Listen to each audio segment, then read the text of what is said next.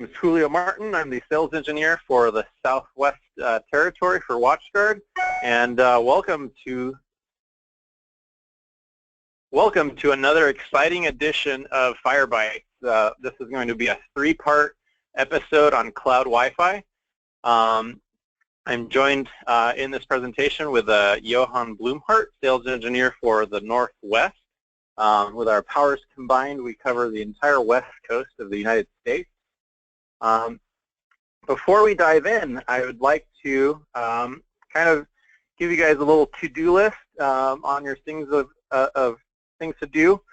Make sure you save the date. Again, this is going to be a three-part series. The next FireByte dates are going to be January 13th and February 3rd. Like Wendy said, we're going to be doing some more deep dive, more of a technical deep dive into the product. And if you'd like to get in on it early, get some pre-registration going, send Wendy a message using the Q&A box, and she'll be happy to send you a pre-registration link. So you make sure you get that done. On today's agenda, we're going to be looking at a couple things. We're going to be looking at the new cloud-enabled wireless hardware we have out. We're going to be looking at wireless intrusion prevention versus wireless intrusion detection, so WIPS versus WIDS, and why WatchGuard does it better. We're going to be looking at how to use Wi-Fi to increase revenue, so turning your Wi-Fi from an IT cost to a revenue-generating possibility. We're going to be looking at a couple of different management options as well. And then lastly, we're going to be looking at WatchGuard Go, which is our easy-to-use Wi-Fi deployment and management tool. So our new cloud-ready access points. So WatchGuard has partnered with Mojo Airtight to develop these brand new access points. They have a lot of really cool features in them. So I wanted to go over the AP320 and the 120. Some similarities, but I wanted to really point out what's different between the two. So both access points are going to be dual band 802.11ac capable access points. The AP320 is going to be a 3x3 radio, while the AP120 is going to be a 2x2 access point. Both access points will have the capability of doing dual band protection from wireless threats, both at 2.4 and 5 gigahertz. And you can deploy these as a WIPS sensor only mode to do that protection, or you can also have them doing AP mode with WIPS scanning enabled as well. So both of these are capable of doing that. The AP320 has 2 gigabit Ethernet ports, while the AP120 has a single gigabit Ethernet port. And both of these access points do support meshing.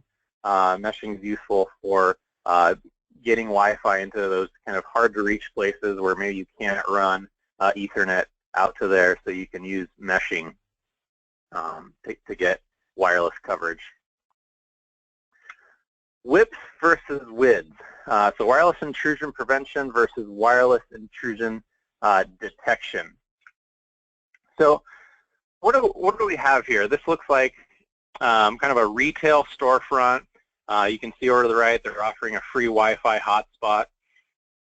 So taking a look at this retail example, at first glance, we can see Wi-Fi is being offered for things like enhanced customer satisfaction. You know, your customers are expecting you to provide Wi-Fi, possibly to locate people inside the store, so you can optimize where ads and products are being placed in the store, and maybe some social or email interaction with the customers, so you can follow up with them with promotions.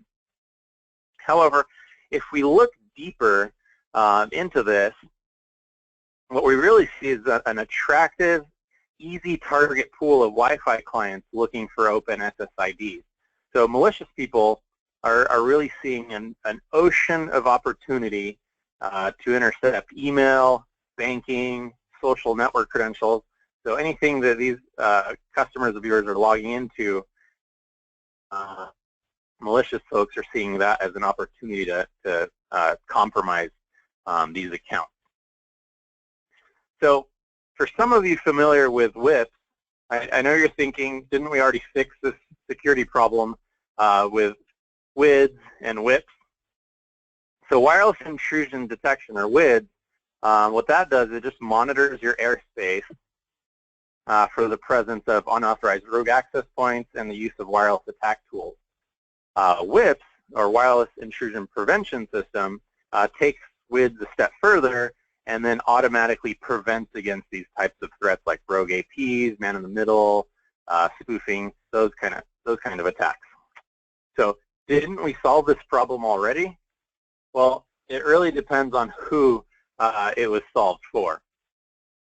To quote from a Tech Target says, any WIPS is going to require constant monitoring so administrators can respond to successful attacks. Frequent tuning and customization of the WIPS attack detection signatures and rules is also critically important to improving the accuracy of detection and minimizing false positives and negatives.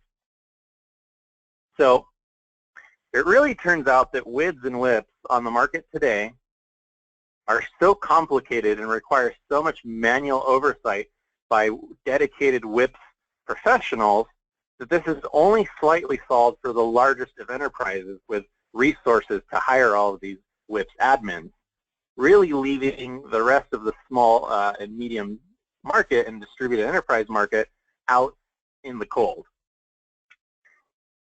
So when I do live demos and ask this question of, do you always turn on automatic prevention in your Wi-Fi vendor's product, there's usually very few to no hands left up because of what our friend here, the policeman, is telling us, and it's illegal in many countries to interfere with neighboring Wi-Fi networks.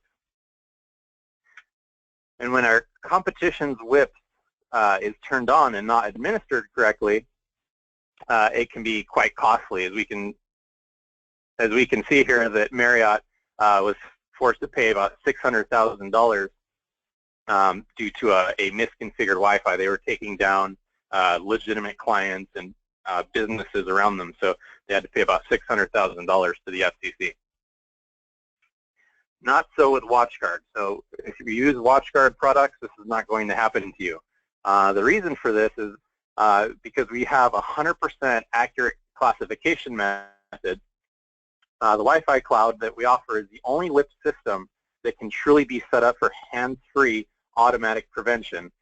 This means that once an access point or client is classified as rogue, our cloud's going to send a deauthentication packet to that device, rendering it inoperable and surgically removing that threat from the environment without the risk of accidentally shutting down legitimate Wi-Fi, like your neighboring cafe's Wi-Fi next door. So with the Wi-Fi cloud, we have the ability to automatically classify access points in 3 different ways. Authorized. So an authorized means that they are approved WatchGuard access points managed by the Wi-Fi cloud. External, meaning that they are not in your network, but instead your quote-unquote coffee shop next door. And third, rogue, meaning they're either on your network and not supposed to be there, or they're attacking you externally, such as with a wireless denial of service attack.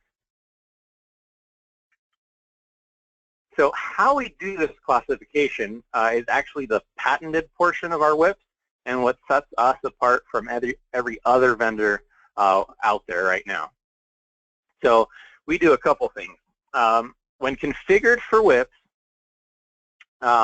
marker packets are injected through the wire and retransmitted out over the Wi-Fi, fingerprinting the access point as it comes out. We also do the same thing over the wireless side and send these packets out into the air, and then we watch for digital fingerprints of Wi-Fi clients connected to rogue APs. So injecting the wired side marker packets is what allows us to tag external access points, as these packets would not be retransmitted by other networks. So we're able to classify these as external APs and not apply WIPS to these devices, as they don't belong to us. So one of the best parts about the Wi-Fi Cloud WIPS is that our cloud-ready access points, when managed by the Wi-Fi Cloud, can also be installed as dedicated WIPS sensors alongside competing Wi-Fi APs to add that additional WIPS protection to the network. So we can protect, remember, all of our competition can't do true WIPS, so we're able to deploy our WatchGuard APs in sensor mode and extend that WIPS protection to non-WatchGuard deployments. The rule of thumb is for every 4 access points that you have out there, if you're going to put one of our APs as a sensor, you do 1 sensor for every 4 APs. So essentially take the number of APs you own, divide by 4, and round up to the nearest whole AP, because we only sell whole APs, and that's how many sensors you would need. So how to use Wi-Fi to increase revenue? Well, we can do 3 things. 1, we can engage with visitors to generate leads, and we can engage with visitors by using social media login, text message, email, forms. So we have a multitude of ways that we can have our customers logging into our Wi-Fi and that we can engage with them. Once they're logged in, we can promote to these visitors and customers during or after their stay. We can do that using coupons, sending specials, surveys, a couple different ways to do that. And then we can take all of that data and analyze it to optimize the business. So what kind of data can we get out of this? We can get Facebook profiles, so we can get demographics. We can analyze footfall, so we can actually upload a floor plan of your business and see where your customers are spending most of their time in your storefront. We can see how many people are walking past your store or retail establishment versus how many people are walking into your store. So we can have all of this data and feed that over to marketing and help marketing increase revenue. This is what I was talking about, turning Wi-Fi into a revenue generator instead of just an IT expenditure. So, so these tools not only allow you to increase revenue, but if you're trying to do a new install, maybe you're trying to upgrade your Wi-Fi and you need budget approved, this expense can usually be partially or fully funded with marketing dollars. So this is not just an IT expense anymore. So in the interactive user engagement side, we have all included in our Wi-Fi cloud. We have fully customizable splash and landing pages. We have social media login, so things like Facebook, Twitter, LinkedIn, Instagram, Google+, Foursquare, all these different ways for folks to log into your Wi-Fi. We can also have them log in via text message, guest books. We can have folks have to take a poll or a survey before they log in, watch a video before they log in, and then you can also interact with them by sending them coupons or text messages. URL interception is an interesting thing because say they're in your store and they're connected to your Wi-Fi and they're browsing a competitor's web page.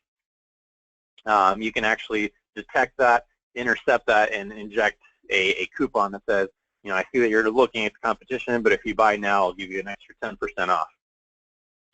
And then the online graphical editor makes it really easy to set up these splash pages and landing pages with no need to understand graphic design or HTML or anything like that. So all this is included.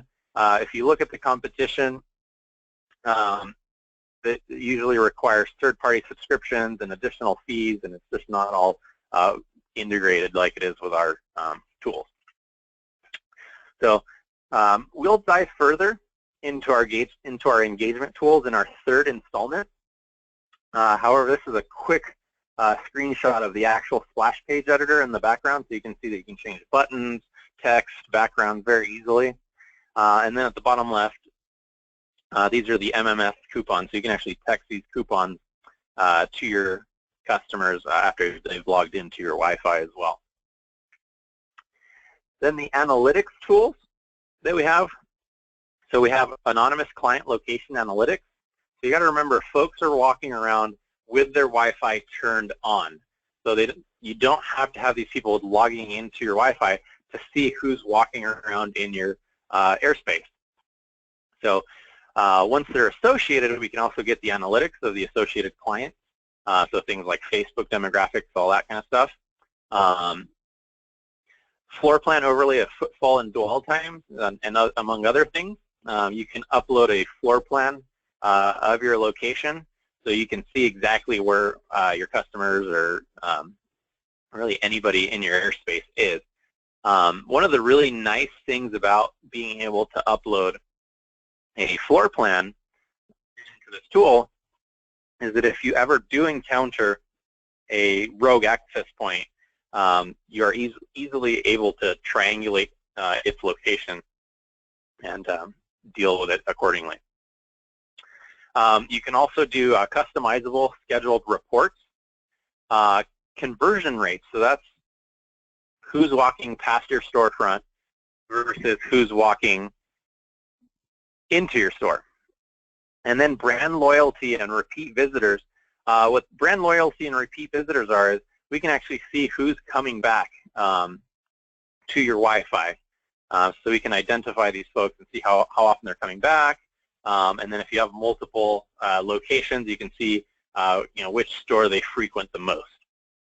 All of that allows you to easily compare top performing sites or stores to other stores or sites in your organization to see, perhaps you can see what differences, different layouts or whatnot, what's different among your stores that's causing one store to perform better than another. And then we have seamless integration with the splash page authentication as well. So all of these features are all built into the Wi-Fi cloud, no extra cost. Not so with our competition. Again, usually requiring a third-party subscription, additional fees, and all this kind of adds up.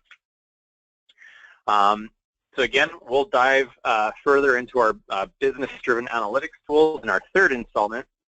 I just wanted to show you guys a quick screenshot showing you some of the analytics features. So on the left, you can see how we've captured all the social media logins. So you're getting things like names, emails, date of birth, gender, all these really good pieces of data. And at the bottom, you can see an example of a floor map.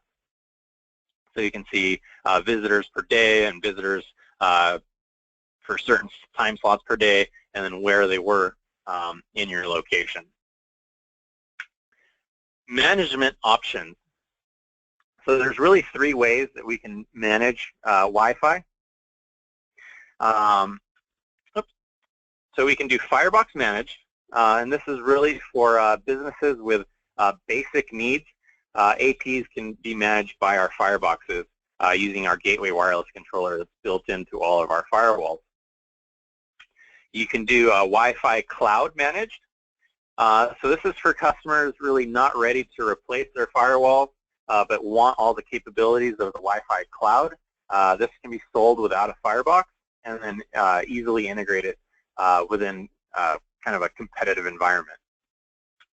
And then Wi-Fi Cloud Plus UTM. So this is my favorite way to do it, obviously, because you get all the features. For best security, you're going to utilize the Wi-Fi cloud, and then our best of breed UTM security on the fireboxes.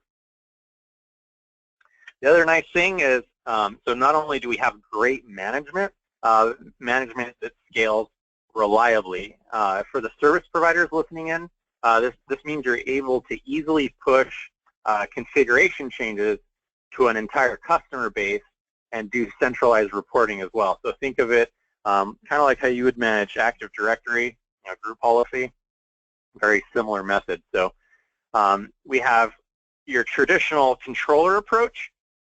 That's like our competitors like Ruckus and Aruba. It's simple, but a kind of a costly equation because as your customers' networks grow, you have to deal with their budgets and selling them not more not just more access points, but more controller hardware.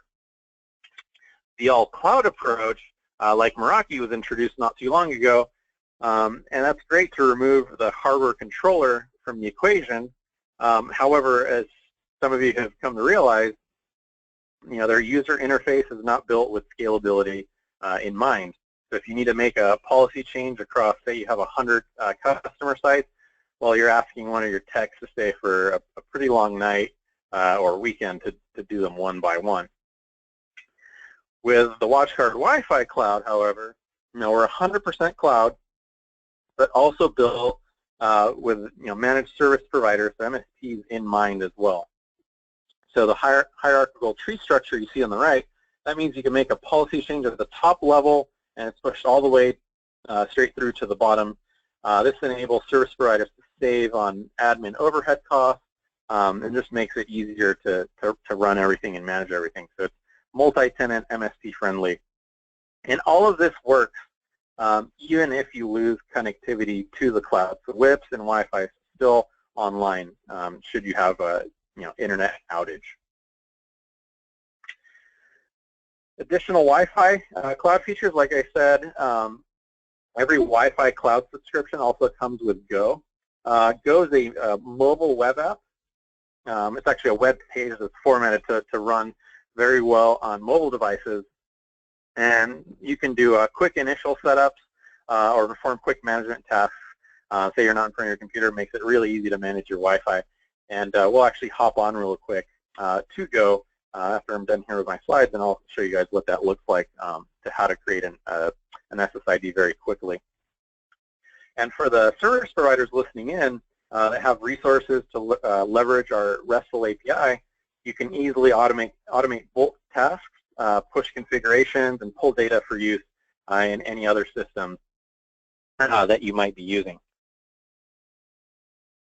So now we will go over to WatchGuard Go. So when you first log in to the Wi-Fi cloud, you have 4 distinct areas. We'll be covering the other areas in more depth in future episodes. But for now, we'll be looking at Go. And I have Go up and running over here. So once you launch Go, say you didn't have your Wi-Fi up and running, you'd register your access points with WatchGuard, fire up Go, you'd hit Get Started.